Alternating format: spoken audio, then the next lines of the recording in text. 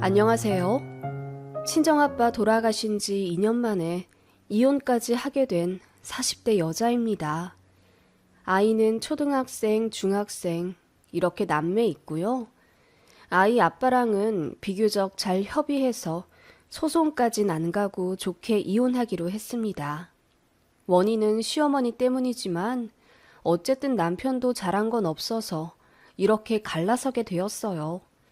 돈에 눈이 멀어 결국은 아들네까지 이혼시킨 노인네 이야기 한번 들어보시겠어요? 저는 남편과 대학생 때 만나 연애 2년 하고 거의 졸업하자마자 결혼했습니다. 속도 위반은 아니었고요. 엄마가 일찍 돌아가시고 아빠도 저 고등학생 때 언니하고 저만 둘을 한국에 남겨두고 베트남으로 일하러 떠나셨기 때문에 참 외로웠어요. 언니는 늘 일하느라 바빴기에 저의 허탄 마음을 채워주는 건 남자친구뿐이었습니다. 제가 고작 25살에 결혼한다고 하니 언니가 결사 반대를 했어요. 그때는 왜 그렇게 반항심이 생기던지요. 언니가 나에게 해준 게 뭐냐. 가족처럼 나를 사랑해준 건 남자친구뿐이다. 라고 소리 지르며 결혼하겠다고 우겼지요. 아빠는 전화로 전한 제 결혼 의지에 그저 알겠다고 수긍하셨죠. 당신께서 반대도 찬성도 할 자격이 없다고 생각하셨던 모양이에요. 시댁의 반대는 심했습니다. 이제 사회 나와 날개 펼칠 아들인데 여자한테 발목 잡혀 인생 주저앉는다고 하시며 제 앞에서 대놓고 시어머니는 더 좋은 여자 만나야지. 저런 쭉정이는 연애만 해도 됐잖아. 라며 큰 상처를 주셨습니다. 하지만 남편도 저도 둘 다 서로를 많이 사랑했기에 양가 도움 없이 잘 살 거라고 큰 소리 떵떵 치며 결혼을 강행했어요. 그렇게 조촐하게 결혼식 올리고 신혼집은 보증금 1,000에 월세 20만 원짜리 빌라 1층에서 시작했습니다. 거실 하나에 방 한 칸 있는 게 다였지만 그래도 나름 행복했네요. 그렇게 결혼 생활 시작했고 누구보다 행복해야 한다는 강박 때문인지 더 열심히 살았어요. 저를 인정해주지 않는 시댁에도 잘하려 노력했습니다. 시어머니는 참 저에게 못되게 구셨어요. 당신도 귀찮아 미루신 제사를 저 결혼하자마자 큰 댁에서 가져오시더라고요. 이유는 돈 때문이었죠. 제사 가지고 온다는 핑계로 아버님 형제 쪽 땅을 더 갖고 오려고 하셨나 봐요. 며느리 생긴이 잘됐다 하며 제사 가져오고 큰댁에 큰 소리 뻥뻥 쳐서 당시같이 4천만 원 정도 되는 땅을 명의 의전해서 바로 팔아버리고 고스란히 어머님 통장에 넣으셨습니다. 그 때문에 저는 1년에 제사 4번을 꼬박 차리러 시댁에 가야 했습니다. 어머님은 저 올 때까지 손 하나 까딱하지 않으셨기 때문에 제가 미리 전이며 국이며 다 만들어 놓은 후 퇴근하면 그 음식들 다 가지고 시댁에 갔습니다. 당시에는 그래야만 하는 줄 알았어요. 20년 전만 해도 며느리 돌이라는 것에 빡빡한 시대였거든요. 게다가 저는 시댁 반대를 무릅쓰고 한 결혼이었고 많이 어리기도 했기에 어머님 말씀에 순종하며 지냈네요. 제사뿐만 아니라 김장, 시부모님 병원 모셔가기, 온갖 잠심부름 정말 열심히 하며 살았네요. 남편은 뭐 했냐고요? 네, 딱히 제 편이 되어주지 않았네요. 남편도 당시 20대였기에 참 어렸어요. 며느리가 시댁과 남편에게 순종해야 하는 걸로 알고 있는 보수적인 남자였고요. 그래도 제가 몸 아프면 나름 집안일도 하고 시댁에 못 간다 얘기도 해주었지요. 그런 점들이 있었기 때문에 저도 버티고 살았던 것 같아요. 행복할 줄 알았던 결혼 생활은 저를 어른으로 만들어준 쓰디쓴 입장권 같은 거였네요. 그렇게 애도 둘 낳고 직장 생활도 열심히 하고 살림과 며느리 도리도 잘 해내며 악착같이 살아온 저입니다. 아줌마가 무적이라고 그렇게 시간이 흐르니 저도 남편 앞에서 큰 소리 칠 수 있게 되었고 시어머니에게도 나름 할 말 하는 며느리가 되더군요. 그래서 어머님은 저를 더 미워하게 되셨지만 상관없었습니다. 저도 결혼 생활이 한 해, 두 해 늘어갈수록 어머님한테 정이 다 떨어져 가고 있었거든요. 저를 막무가내 부려먹는 건 둘째치고 그놈의 돈 때문에 골치가 아팠습니다. 앞서 제사 얘기에서 아셨겠지만 시어머니는 굉장히 돈에 예민한 사람이었어요. 자식들 결혼하고 나서도 꼬박꼬박 효도해야 한다며 수급하듯 새 형제들에게 매달 30만 원씩 입금하라 시키셨던 분입니다. 아버님 연금이 있으신데 그것도 어머님 통장으로 받으시고 아버님께는 용돈으로 20만 원 드렸어요. 집 명의도 어머님으로 바꿨고 결혼 전부터 아버님 명의로 있었던 땅도 어머님 걸로 만들어서 다 현금화 시키셨어요. 심지어 아버님이 끌고 다니는 자동차 명의도 어머님 겁니다. 어머님이 온 집안 돈을 다 쥐고 싶어 하셨고 10원 한 장 허투루 쓰기 싫어하셨어요. 그렇게 해서 부자가 되었냐? 그것도 아닙니다. 시이모가 돈사고를 쳐서 어머님이 그거 갚아주시는 바람에 생돈 8천만 원이 나간 적도 있고 어머님 당신께서 워낙에 자질구레한 취미가 많으셔서 사람들 만나고 재료 사는 목적으로 한 달에 돈 200만 원은 쉽게 쓰십니다. 그러면서 자식, 손자들한테는 그렇게 짜게 구시더군요. 저 아이 태어났을 때는 어머님한테 10만 원 받은 게 다예요. 형님이 그러시더라고요. 자긴 5만 원 받았는데 저는 많이 받은 거라면서요. 어린이날에 손주들한테 장난감 하나 안 사주시면서도 그 사흘 뒤 어버이날에는 악착같이 현금과 선물 받고 싶어 하시는 시어머니였습니다. 통장에 얼마가 있는지는 모르지만 시댁은 계속 전세 7천짜리 집에 사시는 걸 보니 그닥 많이 모으신 것도 아닌 것 같아요. 여튼 그런 인품을 가진 시어머니다 보니 저도 결혼 생활 하면 할수록 실망하게 되고 정이 후두둑 떨어지게 되더라고요. 그냥저냥 저도 형님들처럼 딱 기본만 하려고 선 그으며 지냈습니다. 하지만 저에게서 더 뽑아 먹으려 하고 조금이라도 더 부려 먹으려 하는 시어머니인지라 마찰이 많았지요. 날씨가 이리 추운데 어른한테 안부 전화 왜 안 하냐? 여행 가는데 용돈 좀 안 보내주냐? 영양제 좀 사달라. 일주일에 한두 번은 전화하시는 시어머니였어요. 그런 시어머니를 남편은 어느새 방관하기 시작했지요. 그냥 다른 집들처럼 저는 애 키우고 돈 벌고 살림하는 사람일 뿐이었고 남편에게 여자는 되지 못한다는 생각에 부부싸움도 잦아졌어요. 우리 결혼한 지 얼마나 오래됐어. 뭐가 그렇게 유난이야? 다 그러고 살아. 서운함을 내비치는 저에게 남편은 동태 눈깔로 화답하곤 했지요. 어느 순간 그런 남편도 시댁도 모두 싫어졌네요. 그러던 어느 날 언니로부터 연락이 왔어요. 베트남에 계신 아버지가 몸이 안 좋아 병원에 계시는데 모시고 와야겠다고 하더라고요. 깜짝 놀랐어요. 항상 건강하신 아빠였거든요. 부랴부랴 연차내어 언니가 베트남으로 갔고 그곳 병원에서 마주한 아버지를 보고 저는 그만 눈물을 펑펑 흘리고 말았습니다. 기골이 장대하던 사내는 어디 가고 뼈만 앙상하게 남은 아버지였어요. 얼굴이며 온몸이며 모두 시커먼 산송장처럼 변해 있는 아빠였고 목소리에 힘도 없었어요. 급성 간경화라고 하더군요.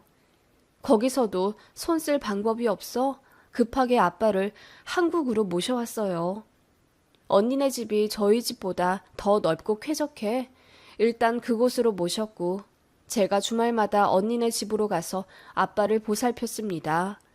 입원과 외래를 반복하며 6개월간 아빠를 돌봤지만 결국 갑작스레 돌아가셨어요.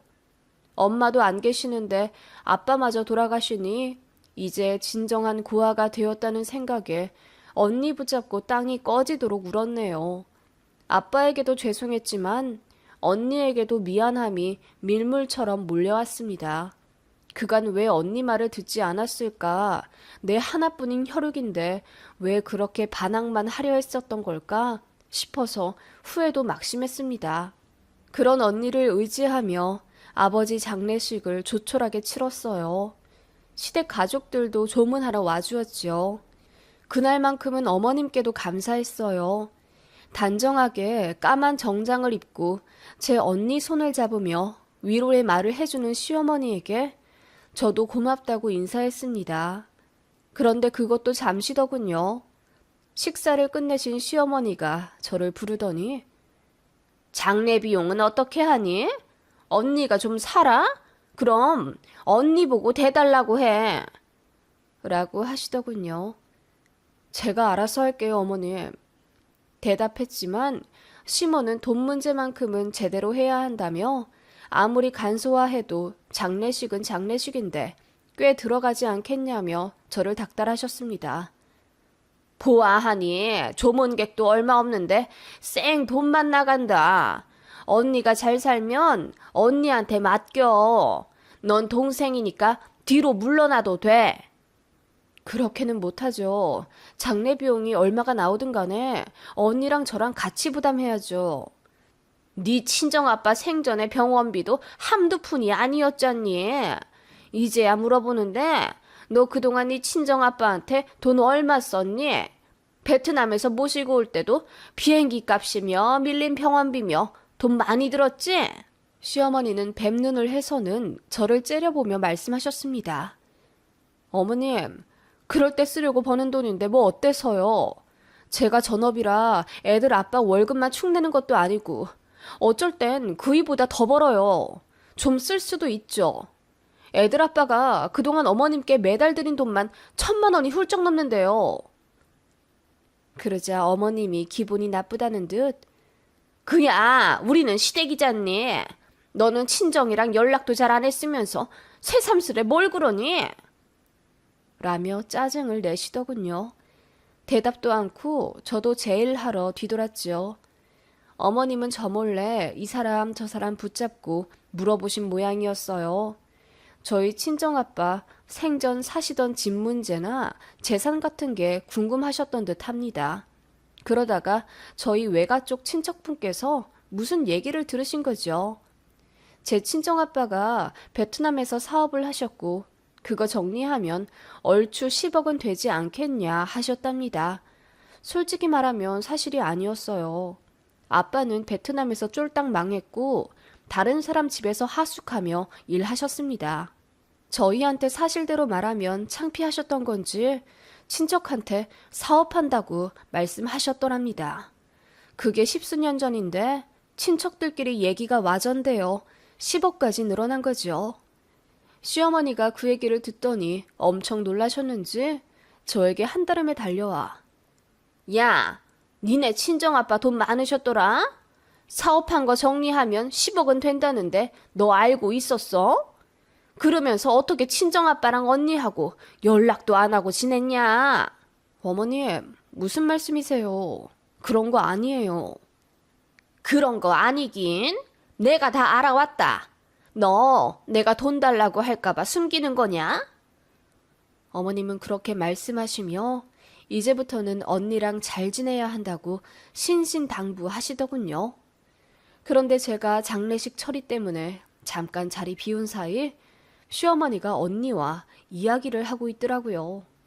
둘이 할 얘기가 없을 텐데 왜 저렇게 심각한 표정으로 대화를 나누고 있나 싶어 가까이 다가가자 언니가 화를 내는 소리가 들려 깜짝 놀랐습니다.